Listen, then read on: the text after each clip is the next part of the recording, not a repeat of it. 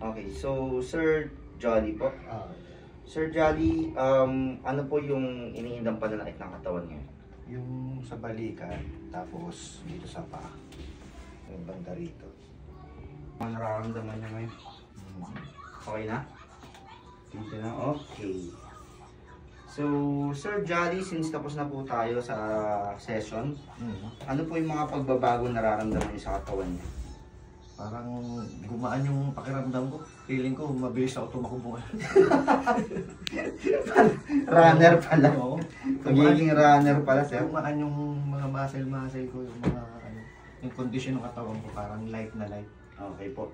Yung ano po, shoulder, ankle, upper back, ano po? Yun, nagustuhan ko yung lagatok nito, tapos nawala na siya. Nawala na yung sinasabi niyong bigat. Yan. Okay po. Actually po, nawala. Mas gumaan siya. Mas gumaan? Tapos pati yung paghinga ko parang mas okay.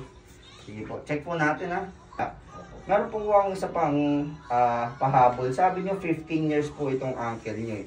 At nahihirapan po kayo umupo ng ganito, sinasabi niyo. Sige po, pa-try po ako. Sige po, dito po kayo. Sige po. Okay na. Ano po ang pakiramdam? Sige, ano niyo po, test niyo po talaga.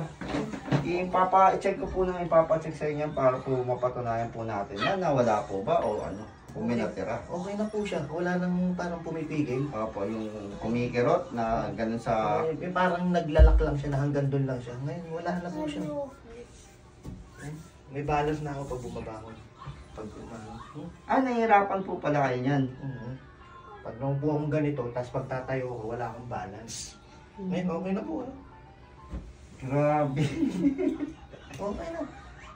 Okay po. Sige po, upo na po, sir. Ayos na. Laki ng improvement kasi hindi mo napansin siguro yun. Okay po, so Sir Jolly, upo na po. Katanungan pa po ba kayo bago tayo magtapos? Wala na.